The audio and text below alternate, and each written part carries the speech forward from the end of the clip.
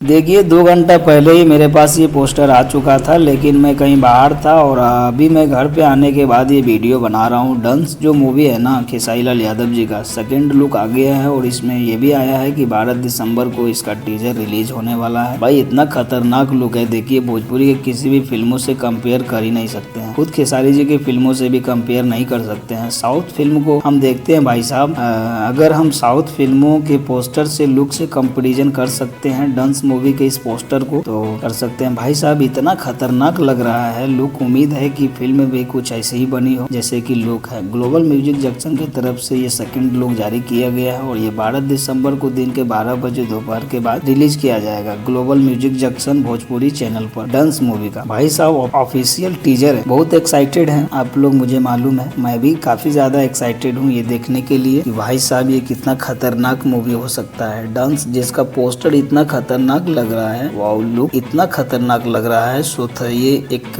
ये था एक कमाल का अपडेट। आपको कैसा लगा कमेंट बॉक्स में कमेंट करके बताइए। खेसारी लाल यादव जी, देखिए इसमें इनका एक लुक दिखाया गया है कि एक कुल्हाड़ी को जो है दांत से दबाए हुए हैं और खतरनाक, भाई खतरनाक कॉस्ट्यूम वगैरह वाल वगैरह सब कुछ जबरदस्त लग रहा है। तो ये था अपडेट। वीडियो अच्छी लगी हो तो लाइक जरूर करें और एक छोटा सा कमेंट। तो मिलते एक नए वीडियो में नए अपडेट के साथ। नमस्कार।